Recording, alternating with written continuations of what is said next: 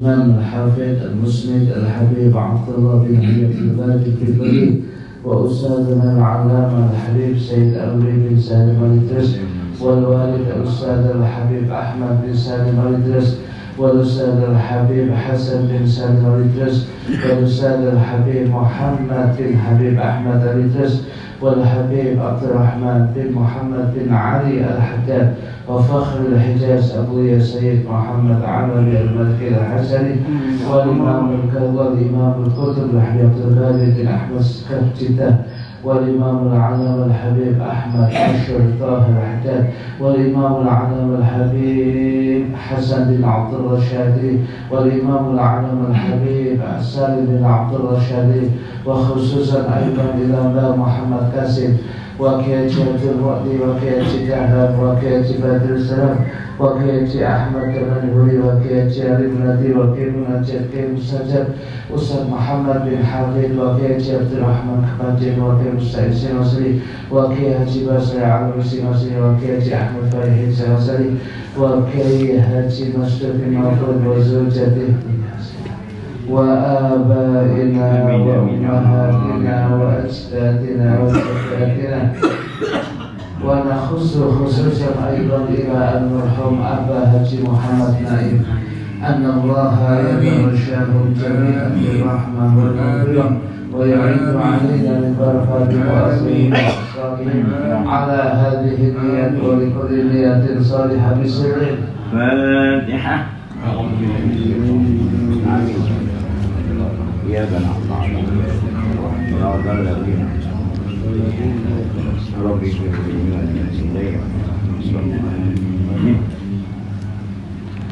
بسم الله الرحمن الرحيم. بسم الله الرحمن الرحيم. نويت التعلم والتعليم والتذكر والتذكير والنفع والاندفاع والإفادة والاستفادة والحث على التمسك بكتاب الله وسنة رسوله والدعاء إلى الهدى والدلالة على الخير ابتغاء وجه الله ومرضاته وقربه والثواب.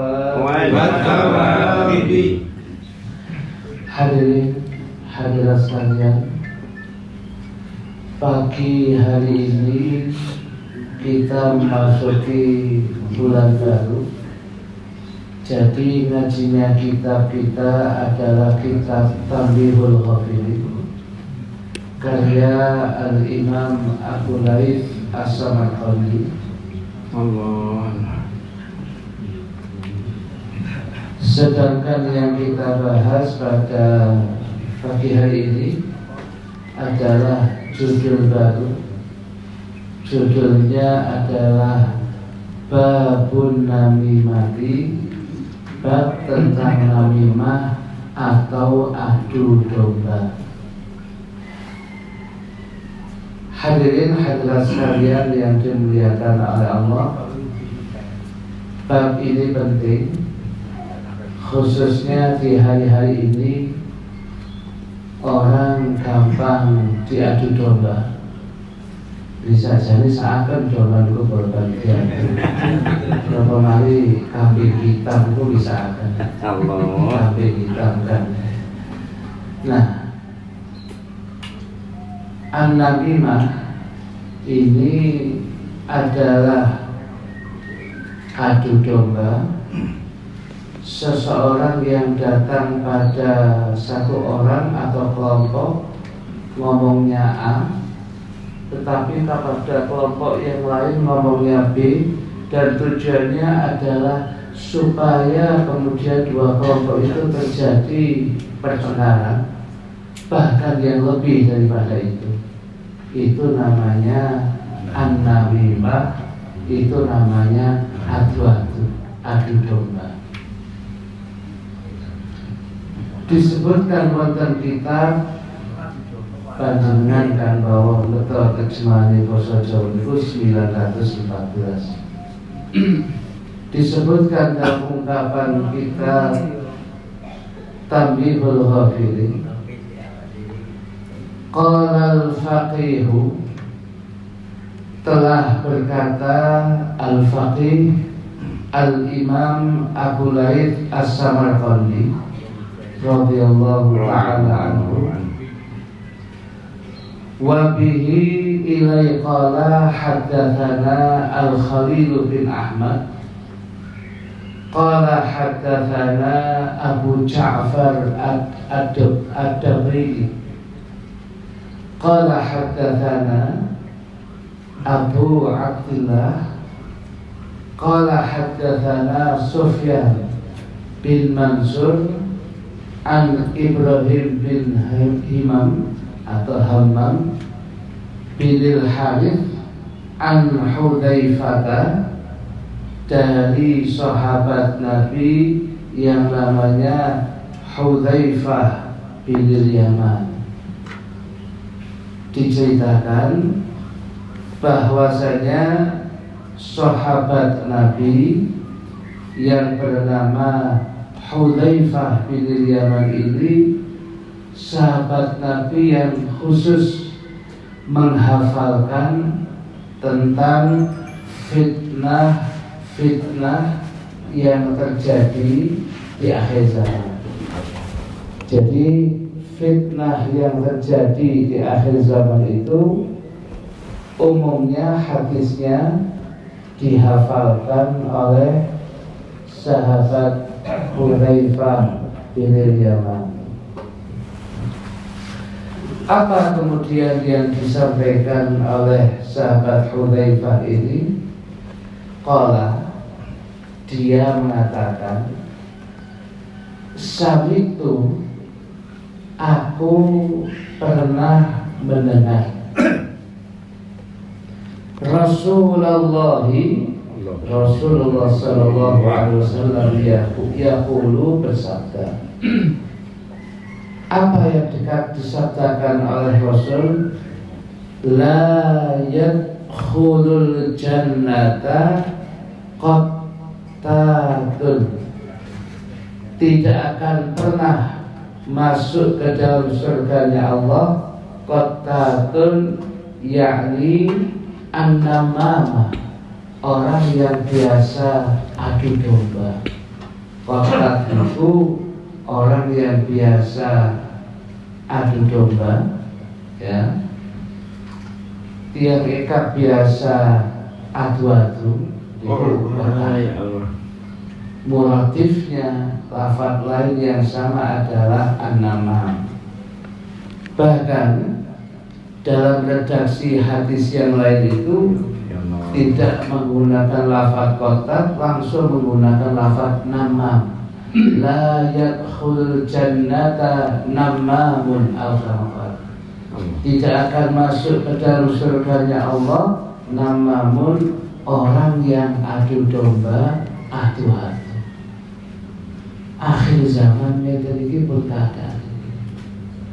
Kadang-kadang adu-adu termasuk barang yang ada. Ya, mengajak orang untuk membenci kelompok tertentu. Ya.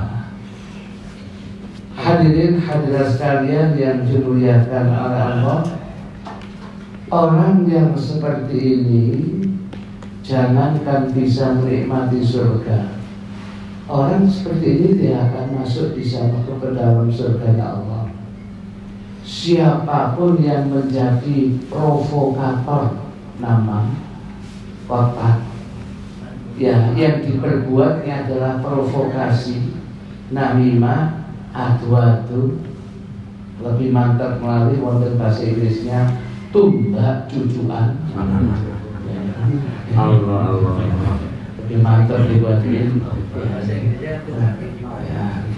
Nah, itu kalau kemudian seseorang ini melakukan perbuatan adu-adu, namimah, adu domba, selamanya dia tidak akan bisa masuk ke dalam surganya Allah. sebab ukhuwah Islamiyah sudah bagus dirusak oleh dia.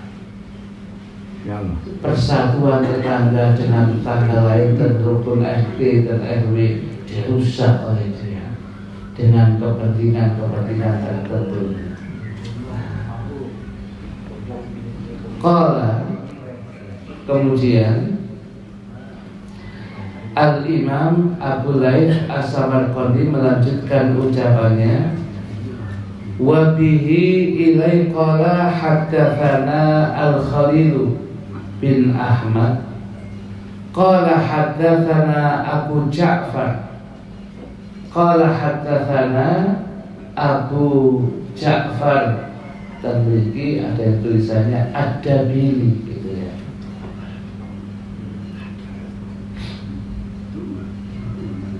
Qala haddatsana Abu Abdullah qala haddatsana Sufyan an Abil Wadda anil A'raj, dari seseorang yang namanya A'raj, an Abi Hurairah, dari sahabat Abu Hurairah radhiyallahu taala anhu, qala, dia mengatakan, qala, telah bersabda Rasulullah sallallahu alaihi wa alihi wasallam. Apa yang disabdakan Rasul? Rasul mengatakan, hal tadruna, apakah kalian mengetahui? Hal tadruna, apakah kalian mengetahui? Man syirarukum, siapa manusia yang paling jelek di antara kalian? Hal tadruna, apakah kalian mengetahui? Man syirarukum, siapa di antara manusia di antara kalian yang paling jelek itu? Qalu, para sahabat mengatakan, kemudian para sahabat mengatakan, Allahu wa rasuluhu a'lamu, Allah dan Rasulnya tentunya lebih tahu. Jadi jawaban tawaduknya para sahabat dia serahkan kepada gurunya, yaitu Kanjeng Nabi Muhammad sallallahu alaihi wasallam. Qala, dijawab oleh Kanjeng Nabi,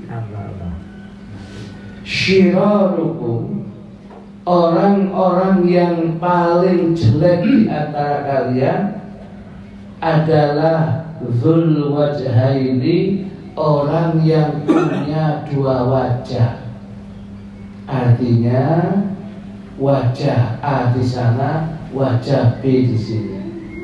Dia punya dua wajah. Bahkan kadang-kadang wajahnya banyak nih, bahkan sampai kali lebih. Tujuannya apa? Ya, laki-laki bisa jadi kepentingan politik, kepentingan pribadi maupun kelompoknya. Manusia yang paling jelek di antara kalian adalah dzul wajhaini, manusia yang bermuka dua. Alladzi ya'ti haula'i biwajhin wa haula'i biwajhin, yaitu manusia yang paling jelek di antara kalian itu adalah dzul wajhaini, asmaul khamsah, orang yang kemudian punya dua wajah. Alladzi ya'ti, yang dia datang kepada haula, orang yang sekelompok sebelah sana, ya, biwajhin, dengan satu wajah, wa haula'i, dan kemudian dengan kelompok yang sana lagi, biwajhin, dengan wajah tampilan yang lain. Ini mengingatkan pura panjenengan seluruhnya, jangan mudah jadi provokator, jangan mudah menjadi namam, jangan mudah menjadi orang yang biasanya adu-adu, sebab dosanya sangat besar sekali. Nabi mengatakan syirarukum, manusia yang paling jelek di antara kalian dzul wajhaini, orang yang punya dua wajah. Kesini wajahnya ini, kesini wajahnya ini, sehingga tujuannya apa gitu? Bisa jadi kepentingan pribadi, bisa jadi kepentingan kelompoknya. Ya, umumnya sampai situ. Ya.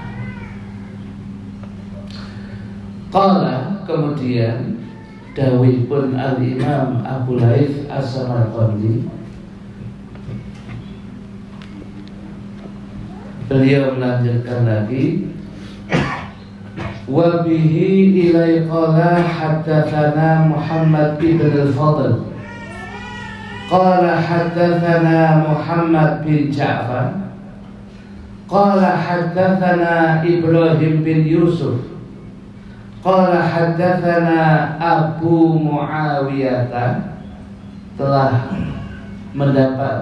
memberikan hadis kepada kami Abu Muawiyah anil A'mashi, dari A'mash. A'mash dapatnya an Mujahidin, dari Imam Mujahid, tokoh tafsir. Kemudian Mujahid an Tawusin, dari Imam Tawus. Imam Tawus ala Ibni Abbasin, Tawus dapatnya dari sahabat Abdullah bin Abbas radhiyallahu ta'ala anhuma, qala, dia mengatakan, marron Nabi, pernah suatu ketika berjalan dan lewatlah Kanjeng Nabi Muhammad sallallahu alaihi wa alihi wasallam. Satu riwayat, ya, beliau melewati pekarangannya atau perkebunan Bani Najjar, ya, yang memang tempat itu biasa untuk terabasan, siapapun boleh. Nabi pas kebetulan lewat situ, ya. Nah, kemudian ketika Nabi lewat dan Nabi melewati Bikobro ini, Jadidaini, Nabi melewati dua kubur yang baru saja orang yang meninggal itu dikuburkan di situ, malah dua kubur jumlahnya. Ya. Dalam satu riwayat yang lain, keledai yang dinaiki Nabi mencolot dan kaget. Allah. Sebab suara-suara alam barzah menurut kitab Sabil Iktikar wal Iktibar Abdul Haddad, itu semua makhluk Allah yang di bumi dengar illa thaqalain, kecuali menungso dan jin itu boten krungu suara-suara alam barzah. Sedangkan hewan-hewan, kemudian makhluk yang lain selain jin dan manusia dengar. Makanya waktu itu enak-enak makan orang mencolot tadi, ya, bisa jadi dengar suara ini, kemudian suara sesuatu yang ada di kuburan Bantul. Jadi bisa jadi begitu, ya. Jadi hewan-hewan itu bisa jadi mendengar semuanya. Simboten pun 12 niku menungso kali jin, sehingga menungso nyaman mawon. Buka omani cendel langsung ketok maisan, ya, ini bukan masalah, ya.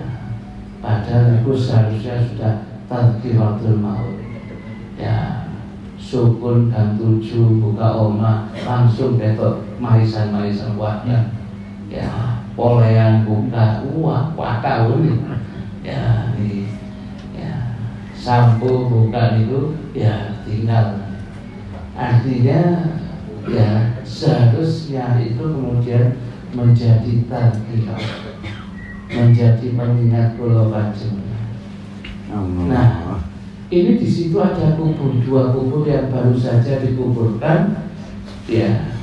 Nah, kemudian di sini dikatakan Kanjeng Nabi melewati 2 kuburan Jadidaini yang baru, faqala, maka kemudian Kanjeng Nabi dawuh, Kanjeng Nabi mengatakan kepada sahabat-sahabatnya yang ikut, innahuma, sesungguhnya dua orang yang ada di dua kubur ini,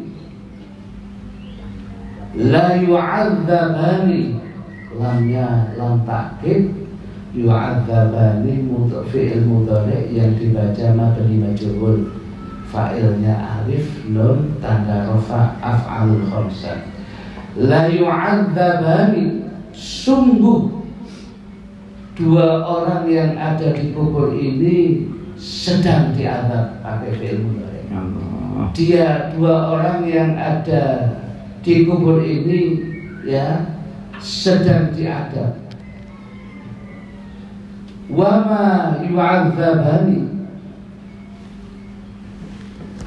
kemudian wama yu'adzabani, dan apa-apa, kemudian apa yang menyebabkan dua orang ini diazab?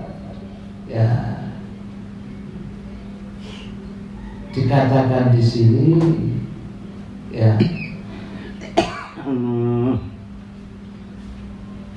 dalam ungkapan hadis ini dikatakan ya, wa ma yu'adzabani, tidaklah dua orang ini diazab fi kabirin, di dalam dosa yang besar. Ya, musyrik enggak, katanya Nabi, bukan dosa yang terlalu besar enggak.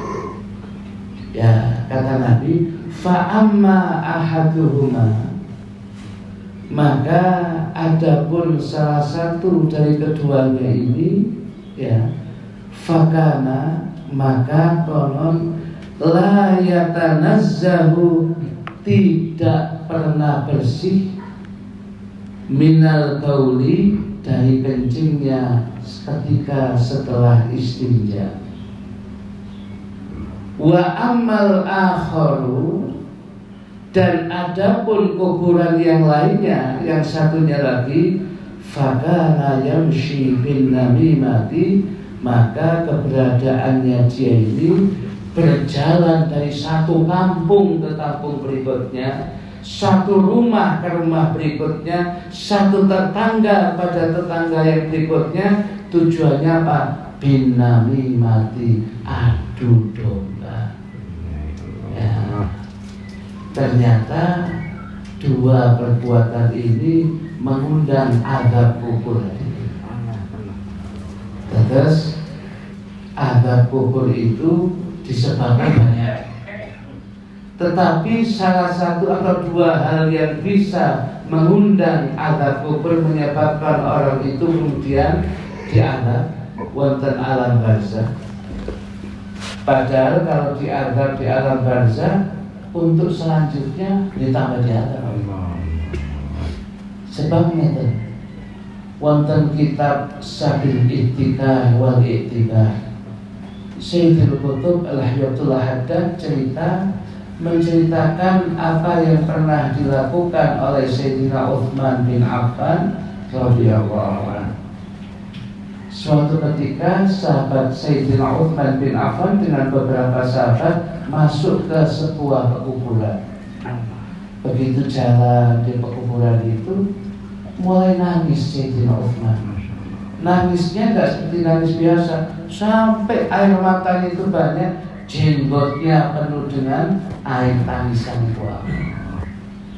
Sehingga sahabat-sahabat yang sebelahnya tanya, ya Sayyidina Utsman, innaka tadkhulul jannah, tadkhulul jannata wan nar. Anda itu ya mengingat tentang surga dan neraka, tetapi gak nangisnya kok nangis iki. Ada apa Sayyidina Utsman, panjenengan kok nangis seperti itu? Dijawab oleh Sayyidina Utsman, inni sami'tu Rasulullah sallallahu alaihi wasallam yaqul, sesungguhnya aku pernah mendengar Rasulullah sallallahu alaihi wasallam itu bersabda. Apa sabdanya Rasul itu katanya? Rasul menyatakan al-qabru awwalu manzilin min manazilil akhirah. Kuburan, alam barzah, satu tempat, satu pos dari banyak tempat untuk menuju alam akhirat. Kuburan itu bukan akhirat, tapi awal. Nanti akan ada terus banyak tempat, ujung-ujungnya nanti di akhirat yang sesungguhnya itu, ya. Fa inna sahibuhu fama ba'dahu aisaru minhu. Siapapun yang masuk alam barzah, siapapun yang masuk alam kubur, kemudian ketika dia masuk alam kubur, dia mendapatkan nikmat alam barzah. Allahumma ja'alna minhum. Orang ini kemudian mendapatkan nikmat alam barzah, mendapatkan nikmat kubur. Begitu kemudian dia masuk alam barzah, Mungkar Nakir datang kepadanya, nanya kepada dia, man rabbuka wa man nabiyuka wa ma imamuka, dan sebagainya. Dia jawab tadi, Allahu Rabbi wa Muhammadun Nabi, dan sebagainya dia jawab. Setelah dijawab semua selesai, kemudian dia mendapatkan rohah, ketenangan, nikmat alam barzah. Kemudian kubur itu menjadi raudhah min riyadil jinan, satu taman dari taman-tamannya surga Allah. Allahumma amin. Dan nanti ketika di akhirat selanjutnya perjalanan semakin mudah, fama ba'dahu aisaru minhu, maka setelahnya akan semakin mudah, ujung-ujungnya mendapatkan surga Allah. Fa'illam yanju, ini surat apa? Maka apabila dia masuk alam barzah, masuk kuburan, fa'illam yanju, ketika dia masuk alam barzah, masuk alam kubur, kok boten selamat, najar yanju, dia tidak selamat, fama ba'dahu asyaddu minhu, maka setelah perjalanan alam barzah ini nanti selanjutnya akan lebih berat, asyaddu minhu, lebih berat, ujungnya masuk neraka jahanam. Na'udzubillah. Nah, padahal orang lapor ini, ada orang yang meninggal, Pak Mudinnya sudah memberitahu dengan bentuk talqin. Talqin itu kan pertanyaan, sak jawabannya itu dibocorno kan ya Pak Mudin. Ya, untuk sama ditakoni malaikat Mungkar Nakir, al-malakani muwakkalani bika. Ya, jangan takut, jangan macam-macam. Maka nanti jawablah, ditakoni man rabbuka, jawaban Allah Rabbi dan sebagainya. Itu jadi Pak Mudin dengan talqin itu sebenarnya pun bocorno pertanyaan alam barzah. Mulai membocorkan ujian nasional, dicekel polisi ya, tapi lagi membocorkan alam barzah melalui hajar. Mereka kadang-kadang budan sangguli lali kau tadi. Mulai mau dimanten hilang sebab tanda tangan gitu. Ya, mulai mau dilihat ini kadang-kadang dilalui. Padahal lebih penting. Nah, hadirat sekalian yang dimuliakan oleh Allah, sehingga sebenarnya pertanyaan jawabannya sudah ada, dan orang yang ada di alam barzah sangat dengar peka gitu. Gesekan terompah manusia, kaki manusia yang mulai meninggalkan dia. Itu merasa kok nopo mari suaranya Pak Mudin, dan suara itu gak asing bagi dia ya. Tetapi sebaliknya, kalau sudah diberita seperti itu, dia kok betul selamat. Wong aja lisannya gak biasa kayak jarang kayak tahlil ya, itu pun tahlil terpaksa sebab taburi Dewi sing mati ya. Kalau sudah seperti itu ya, ditanya man rabbuka, kesulitan jawabnya. Waman nabiyuka, bingung jawabannya. Ditakoni iki gak iso jawab, takoni iki gak iso jawab. Malaikat gak kesuwen, ya dihukum suwen pun gak ada malaikat. Ya gak usah kasih alam wis diketno ae. Niku dintekno mbek malaikat. Kalau sudah kesulitan di alam barzah bagi dia menjadi hufratun min hufarin niran, satu lubang dari lubang-lubangnya neraka. Maka fama ba'dahu asyaddu minhu, maka setelahnya tambah berat, ujung-ujungnya dia mendapatkan neraka jahanam. Na'udzubillah. Nah, sedangkan yang mengundang azab kubur, sedangkan yang mengundang azab atau siksa kubur itu banyak, antara lain dua ini. Satu adalah ketika orang ini kencing ngapunten, tidak istinja. Jadi mati kencing itu mek diobati tok ini obat tabir. Ya. Nah, jadi wis kalau dijawi walau istinja wis mesti kalau tok ini. Ya, ini. Nah, kemudian ya, akhirnya atau kalau kemudian istinjanya nggak sempurna. Allah. Ya, nyiprat kono, nyiprat ini dan sebagainya, rupanya nggak ngaji tentang bab kitab Thaharah, sehingga dia tidak mengerti bab najis dan sebagainya. Wah, ini bahaya. Orang yang tidak hati-hati dengan air kencingnya, ya, dan istinja yang benar, potensinya diazab di alam barzah, diambil. Ya. Yang kedua, yaitu orang yang berjalan dari satu rumah ke rumah yang lain, satu kampung ke kampung yang lain, satu kelompok ke kelompok yang lain. Tujuannya apa? Namimah, adu-adu.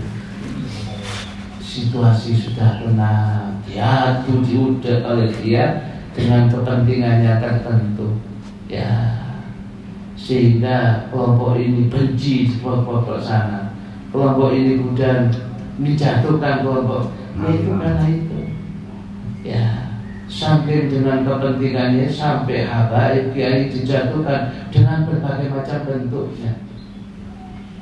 Nah, orang yang namimah, adu-adu, kurang mantap, sing biasa tumbak jujuannya tinggi, ya, maka kemudian hati-hati, dia bakal diazab di alam barzah.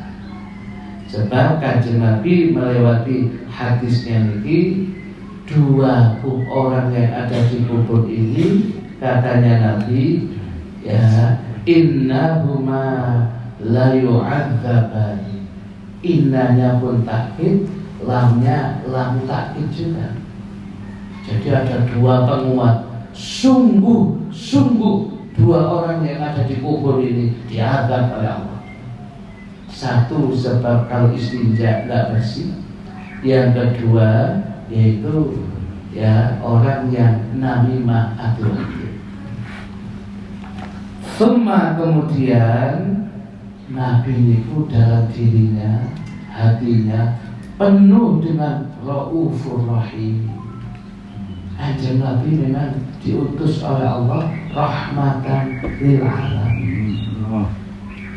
Boten ate Kanjeng Nabi itu kemudian caci maki dan sebagainya, melaknat, boten ate. Napa malih kemudian melihat ini adalah umat beliau boten tega ninggal begitu saja.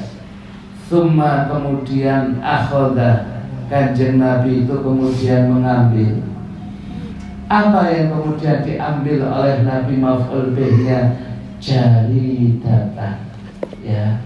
Jaridatan ini pelepah pohon kurma. Jaridatan pelepah pohon kurma, rotbatan yang masih basah. Rotbatan yang masih basah. Kemudian fasyaqqaha, jadi pelepah kurma yang masih basah ini kemudian ya disobek oleh Nabi lisfairi menjadi separuh-separuh. Kemudian yang dilakukan oleh Kanjeng Nabi ya, wa gharraza kemudian beliau nandur. Jadi separuh tadi itu ditandur kemudian dicepno di kuburan yang satu, yang separuh lagi dicepno kuburan yang satunya lagi. Ya, wa gharraza fi kulli qabrin ya, dan beliau menancapkan pada setiap kubur itu wahidatan separuh, satu dari bagian jaridah tadi niku pelepah kurma. Faqalu, Kanjeng Nabi boten itu. Tetap kemudian faqalu, kemudian para sahabat mengatakan, ya Rasulullah, wahai Rasulullah, lima sonakta hadza, untuk apa panjenengan melakukan ini ya Rasul? Faqala, kemudian dijawab oleh Nabi, la'allahu, muka-muka semoga dia ini an yukhaffafa, diringankan azabnya, diringankan siksanya, anhuma, kedua orang ini, malam yaibasa, selagi pelepah kurma yang basah ini belum sampai kering, dua orang ini mendapatkan keringanan azab barokah Kanjeng Nabi Muhammad sallallahu alaihi wasallam. Hadirin hadirat sekalian yang dimuliakan oleh Allah, ini untuk menjadi pengingat kula panjenengan. Jangan sampai dalam kehidupan kita toharoh bersuci mawon boten sembahyang. Nah terus ya kok yo ngaji ya, yo ngaji itu. Lah kowe ngaji natu, seperti ngaji dhisik. Ya, soal kemudian ada itu ya, nanti kemudian itu merupakan ekstrakurikuler mawon tambahan. Seperti sekolah ya, malu sekolah no olahraga no basket itu ekstra mawon. Tetapi juga sekolah ya, boleh ngaji waktu ya pokoknya itu buah. Ambil kaji imam kan baru dikai ono kopi ono apa. Ya Allah. Masuk menengah gitu. Nah, artinya begitu pulau dengan ngaji tahu toharoh istinja ini begini, begini ini najis, begini ini suci. Lah kalau najis ke bawah ketika sholat, berarti saya ini hamilun najasa, bawa barang najis. Bahaya. Ya, sebab kadang-kadang ya orang kalau tidak jelas silakan bertanya, tidak apa-apa. Ya. Sebab bertanya itu separuh ilmu. Husnul soal, ya, bagusnya pertanyaan adalah nisful ilmi, bagusnya separuh daripada ilmu. Bisa jadi orang lain betul paham, tapi begitu ada yang tanya, orang itu kemudian paham. Oh, ngerti ngono. Karena itu betul apa-apa bertanya itu bagus saja. Tapi paham, ojo moto tadi pertanyaan itu sudah kelasnya kelas Bani Israel. Nah, tapi kalau buatan paham silakan aja. Majelisnya Imam Malik hebatnya besar, maka orang mau bertanya kepada Imam Malik sungkan. Mau lihat saja kemudian sungkan ke Imam Malik. Lain dengan muridnya yang namanya Imam Syafi'i radhiyallahu anhu. Imam Syafi'i membuka dia monggo yang bertanya. Ya, sehingga di majelis Imam Syafi'i semakin hidup. Apa? Karena kemudian ada pertanyaan ini, ada pertanyaan, dan diterima semuanya Imam Syafi'i. Ya, oleh karena itu ya ngaji itu penting. Dan yang kedua ya, jauhi berbagai macam penyakit-penyakit hati, termasuk namimah adu-adu. Bisa jadi orang adu-adu itu karena dia tidak mendapatkan nikmat yang sama seperti orang yang diadu itu. Nah iya, dia melu nguduk benano sepeda, kok iso parkiran rusak sakmono akeh. Aku yo motor yo kudanan kanginan yo oleh sak ini ya akhirnya diadu-adu lho ngoten ku mboten. Lah iya foto-foto muka itu ku mek wedokan dia isi ditoto mek ngono sing tuku cek Masya Allah lah tak lengkapi kabeh sing tuku gak pati ono tapi utang. Nah, oleh karena itu hadirin sekalian, ngoten-ngoten itu minallah. Orang kalau sudah yakin itu minallah, akan efek tadi. Dia pengajiannya cuma 3 orang, 5 orang, 10 orang, sedangkan kiai lain, habib lain sampai ribuan, kan efek tambah sama. Jawabannya cuma satu, yang namanya dakwah, taklim bisa jadi dewi-dewi. Insya Allah beliau manfaat sebab bangsa pasari dewi dan saya memang menekuni kita ono bangsa pasar. Muga-muga manfaat kabeh iku mati Kanjeng Nabi. Jadi sing akeh nggih kersane akeh, cek tambah kemudian banyak orang yang tercerahkan yang khusyuk pakai kitab nggih monggo dewi-dewi. Ya, sing boten pati tepat niku sing khusyuk kemudian cek kitab dosin rewonan gerakan kok iso yo kesannya itu umat Kanjeng Nabi. Ada orang tertentu yang dimudahkan bisa begitu, alhamdulillah. Jadi hadirin, Habib Saleh bin Muhammad bin Ali Al-Jamil setelah kemudian datangnya Al-Habib Abdul Qadir bin Fatih Al-Hadid ke kota Malang ini dan kemudian dipersilahkan beliau untuk menjadi kepala madrasah Karawi dan sorenya masih roha, masih ngajar.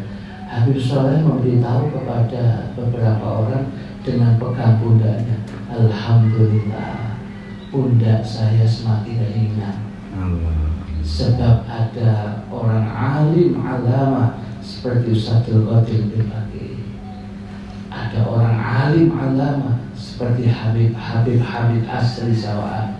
Saya semakin ringan. Dulu kabeh ditanyakan ke saya ya, tapi sekarang sudah ada beliau-beliau, saya semakin ringan. Alhamdulillah. Ngoten tambah senang. Ketekan di tempatnya orang alim, alhamdulillah tambah ringan. Biyen sing mulang Quran ambil kitab kok ini aku tok. Saya kira kanca alhamdulillah tambah kemudian membantu. Ojo tambah kreatif tadi. Ya, ini sih dari kemudian corona mimah itu mau kreatif tadi. Saja buatan sama dewi-dewi ya. Jadi ya sehingga cara untuk mencari menjatuhkan dia no ya dibuat dituakan omahe biyen mondok iki iku mondok koyo engko takon dhewe ya kemudian iku coba cari untuk menjadi buat apa habis waktu kita. Kalau ada orang seperti itu, alhamdulillah meringankan beban kita ya. Itu salam-salam orang-orang dulu begitu ya. Jadi ada orang kemudian ada orang alim yang ngajar malah ditekan, ayo ngajar, ayo ditekan yang demikian itu supaya kemudian orang-orang tambah khusyuk. Bisa jadi bebannya paling bisa jadi lebih ringan ya. Sebab kalau dia boten ngaji kemudian dia tidak sempat memberitahu sampai kemudian orangnya salah sholatnya, salah kemudian toharohnya, kemudian cara ibadahnya salah, dia juga tanggung jawab akhirat. Tapi ada orang alim datang ke tempat itu, kemudian ikut ngajar dan memberikan, alhamdulillah beban saya semakin ringan. Harusnya semakin itu ya. Hadirin hadirat sekalian yang dimuliakan oleh Allah, 2 hadis ini yang kita sampaikan di pagi hari ini insyaallah menjadi catatan kula panjenengan agar hati-hati bahayanya namimah adu-adu, ya adu domba itu bahaya luar biasa.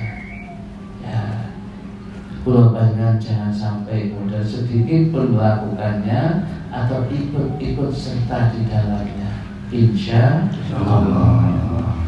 Jadi kembali kepada bahasan itu yang paling akhir, Nabi mengatakan la'allahu an yukhaffafa anhuma malam yaibasa.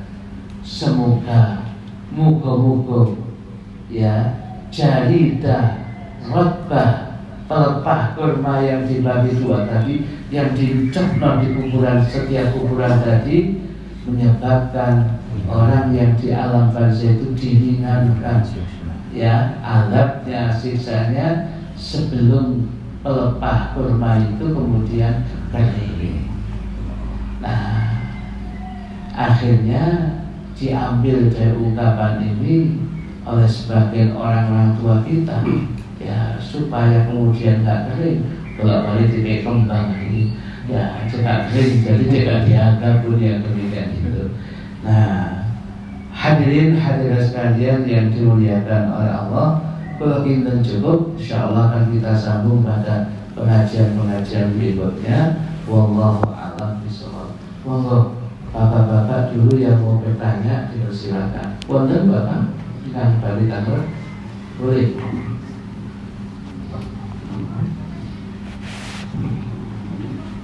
Ada? Oh, betul. Ya. Kalau tidak ada, ibu-ibu ada, silakan kita tunggu ibu-ibu. Ambil nafas dulu, ambil nafas. Amin. Assalamualaikum warahmatullahi wabarakatuh. Waalaikumsalam warahmatullahi wabarakatuh. Waalaikumsalam warahmatullahi wabarakatuh. Oke, Ibu, monggo. Begini Ustaz, ada tanglet soal imam. Enten yang wedok imam dan sinjalan. Tapi sinjalan itu betul sakit. Pinara ngadep, ya no. Ustaznya kan. Macam-macam Ustaz. Assalamualaikum warahmatullahi wabarakatuh. Waalaikumsalam warahmatullahi wabarakatuh. Kalau saya pahami dari pertanyaan ini, suami istri ini maunya sholat berjamaah. Hanya saja tentunya kalau berjamaah yang jadi imam sang suami. Hanya saja suaminya ini tidak bisa berdiri ketika ngimami sakit lenggah. Mungkin karena memang sakit betul. Sedangkan bolehkah kemudian makmumnya tetap di rukuk, di sujud, atas biasanya ya istrinya? Jawabannya, lah kalau sholat dengan duduk itu dihukumi sah, imam ini bisa, boleh. Tidak ada pembedaan ya, dan ini tidak ada yang bahasa pengecualian seperti itu ya. Jadi kalau dia kemudian hanya saja ketika melaksanakan sholat dengan duduk, rukuknya mengenai sakit, berdiri bisa, berdiri sakit Ustaz. Rukuk, kemudian iktidal sebentar, sujud dengan biasa, sujud bisa biasa, cuma ngadeg suwe-suwe boten kuat Ustaz. Maka kemudian dia duduk. Jadi ngadeg berapa 1 menit 2 menit pun beliau Ustaz. Boten sakit ngadeg suwe-suwe. Loh, lalu ini ningali aneh kok ngadeg tok. Itu wah susah.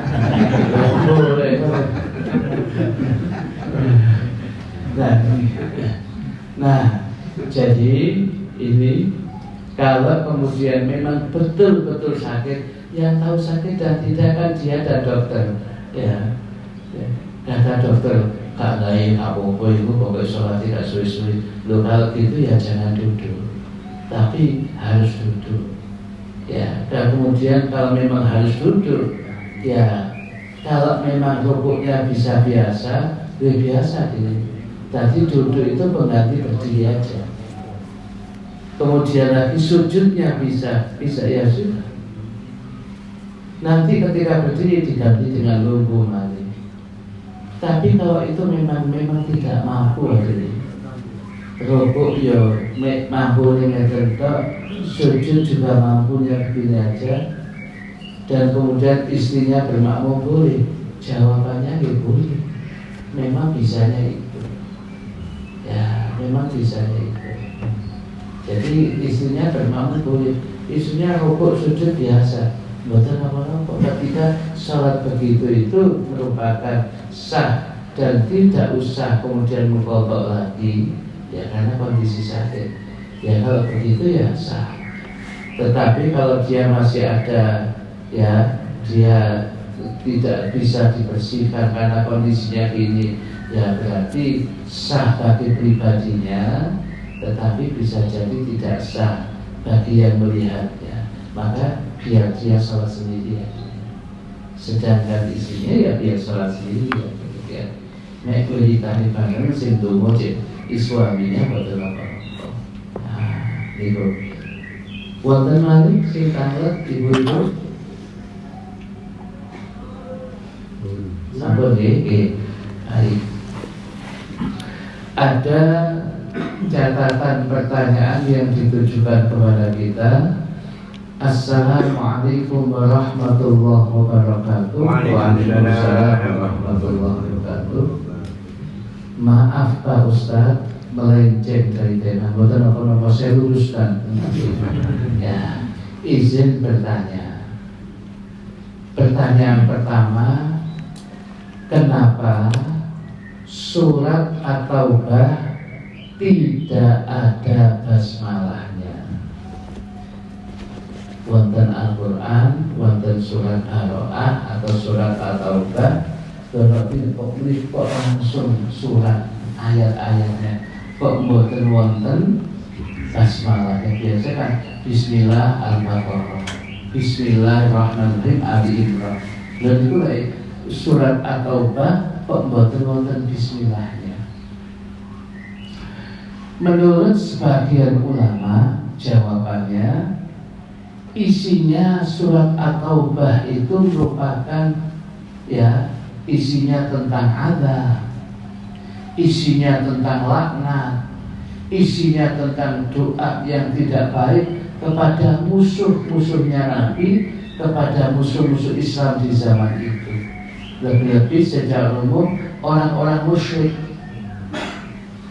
Sedangkan basmalah intinya rahmat Allah, Bismillahirrahmanirrahim.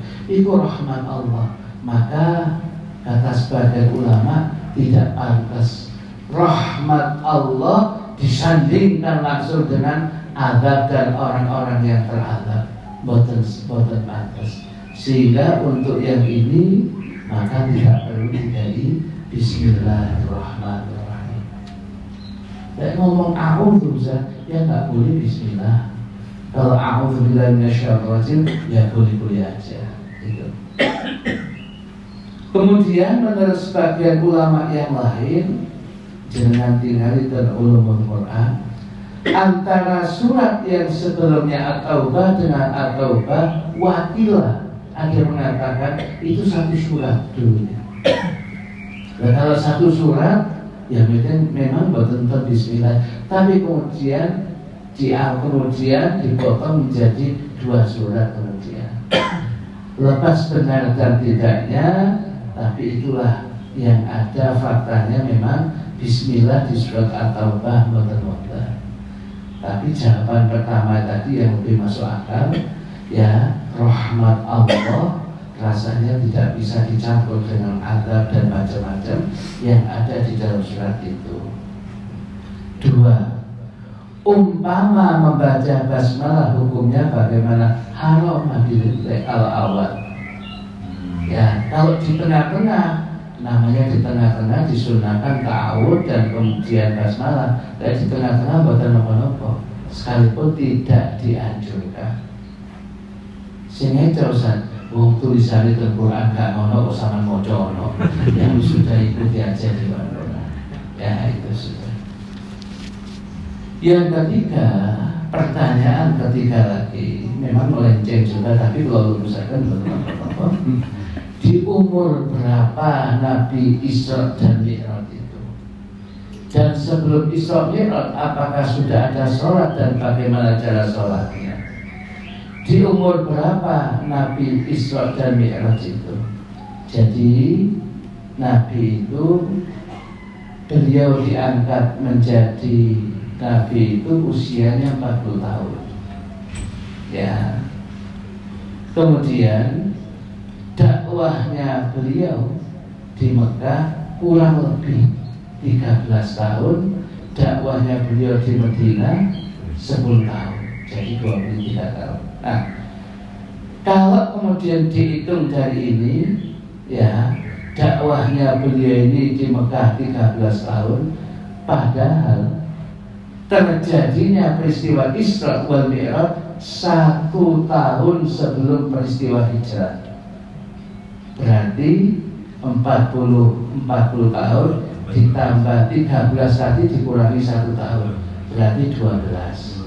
Berarti usianya Nabi ketika Isra Mi'raj ya 52 tahun. Ngoten gitu ya. Jadi kurang lebih usianya Kanjeng Nabi ketika Isra wal Mi'raj itu 52 tahun. Nah, sebelum Isra Mi'raj apakah ada sholat? Ada. Nabi biasa melaksanakan sholat sunnah 2 rakaat. Ya, sedangkan kaifiyahnya mengikuti Nabi dan Rasul sebelumnya. Ada lagi yang mengatakan Nabi itu kalau di Gua Hira ya ibadah, tapi duduk tafakur, merenungkan akan hebatnya ciptaan Allah. Ya, jadi dia kan Nabi, dia merenungkan akan hebatnya ciptaan Allah. Ada yang seperti itu. Ada lagi yang melaksanakan, Nabi melaksanakan sholat. Dibuktikan dari mana Nabi kemudian sholat ini? Pada peristiwa proses Isra Mi'raj itu Nabi disuruh sholat Jibril. Itu kajian Nabi, tempatnya Nabi Musa, gunung Tursina, Nabi turun sholat 2 rakaat. Ini kan kebiasaan buat sahabat. Takut mati, apa sholat ini? Ya sholat kok sama pembuatnya. Berarti kajian Nabi sudah terbiasa. Itu Nabi itu Bethlehem, tempat nanti Nabi Isa banyak turun sholat sunnah 2 rakaat di 3 tempat tadi. Di 4 tempat dengan Masjidil Aqsa. Loh, Masjidil Aqsa itu Kanjeng Nabi ngimami para Nabi dan Rasul.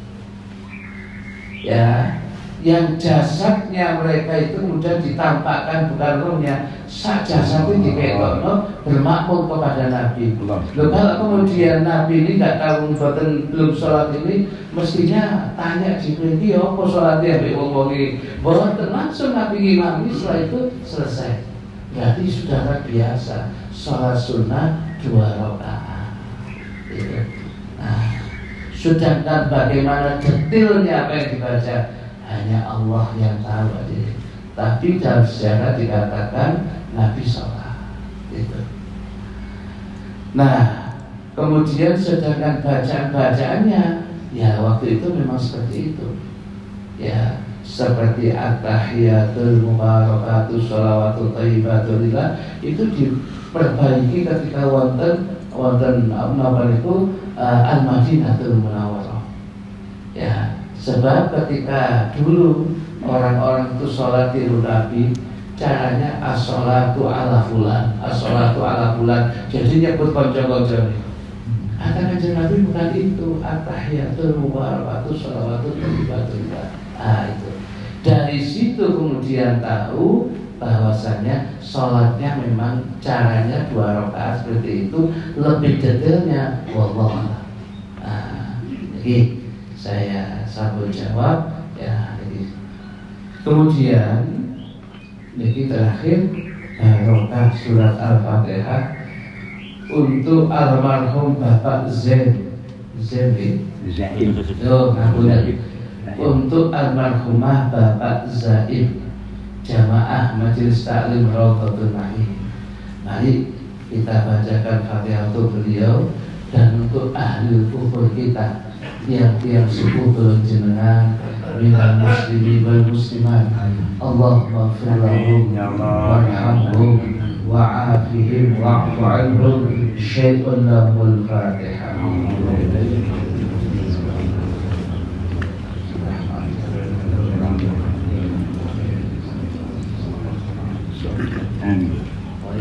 Ustaz, ini ada pertanyaan satu lagi. Ini kan insya Allah kan akan Ramadan. Kita kan sholat tarawih. Sholat tarawih kalau ada di masjid-masjid yang besar, ada di masjid Jami, kok di masjid yang besar, itu asalnya itu softnya itu penuh. Terus kadang dari soft yang penuh itu lama-kelamaan itu ada jamaah yang mundur. Nah di situ pun yang lainnya itu disuruh maju nggak mau. Nah, terus soft yang bolong-bolong itu gimana, Ustaz? Iya. Bagi yang tahu di depannya ada soft yang bolong-bolong, diusahakan dia untuk menutupinya. Dia masuk maju ke depan. Soal orang lain sudah dipersilahkan diminta maju boten purun, itu berarti urusannya dia.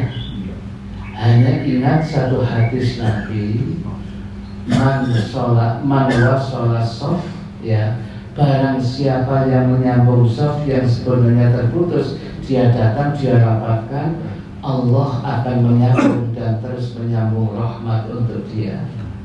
Dan siapa yang kemudian memutus sof, Allah kemudian akan memutus rahmat untuknya.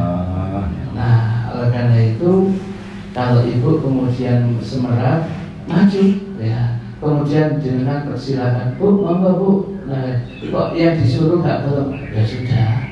Berarti dia bukan orang yang terpilih. Jenengan mawon yang maksimal sudah. Mbak, ayo Mbak maju. Kok menengahin jawab enggak? Ya sudah. Ya sudah. Yang penting kita sudah mengingatkan. Ya, ini yang sudah mengingatkan yang demikian itu. Jadi intinya kalau kemudian memang bisa diminta untuk merapatkan soft, ya, dan memang kebiasaan itu ada seperti itu. Ya, minggu pertama kalau kemudian terawih baik di Masjid Jami maupun yang lainnya, jamaah blutan hari ini. Masjid Al-Fatah itu minggu pertama blutan. Koyo takmir itu pas dokter-dokter kudu harus membebaskan rumah lagi. Itu jamaah ngoten. Minggu kedua kok mulai maju tak gentar softnya, ya Allah. Sampai kemudian minggu yang terakhir balik asal buah-buah. Wah mio satu Ramadan itu, ya akhir Ramadan itu, terus jadi kembangan itu kalau ya sih ikut terus dihitung di kaji baku, di sekali hari segitu itu, wah kamu bulan tahun ini kita, kayak akhir Ramadan ya begini, akhir Ramadan ini kok ya wajib ini, ya itulah. Oleh karena itu mumpung ya sebentar lagi Ramadan, kalau bisa dari awal sampai akhir, ya dituntaskan yang demikian ini, ya ini. Dan kemudian pesannya lagi yang juga penting lagi, kalau tarawih itu boten boleh seperti boleh khusyuk, mumpung Ramadan. Apalagi yang kemudian ada yang baca Qur'annya agak panjang, kalau kita bisa ikut mengikuti mau nanti. Ya ini. Bismillahirrahmanirrahim. Alhamdulillahirabbil alamin. Allahumma shalli wa sallim ala sayyidina Muhammadin wa ala alihi wa sahbihi ajma'in. Allahumma qsim lana min khasyatika ma tahulu bihi bainana wa baina ma'siyatik, wa min ta'atika ma tuballighuna bihi jannatak, wa min al-yaqini ma tuhawwinu bihi 'alaina masa'ib ad-dunya, wa mati'na bi asma'ina wa absarina wa quwwatina ma ahyitana waj'alhu al-waritha minna waj'al tharana 'ala man zalamana wansurna 'ala man 'adana ولا تجعل مصيبتنا في ديننا ولا تجعل مصيبتنا في ديننا ولا تجعل مصيبتنا في ديننا ولا تجعل الدنيا أكبر همنا ولا مبلغ علمنا ولا تسلط علينا من لا يرحمنا وحسبنا الله ونعم الوكيل ولا حول ولا قوة إلا بالله العلي العظيم. اللهم اشفي سيد الوالد العلامة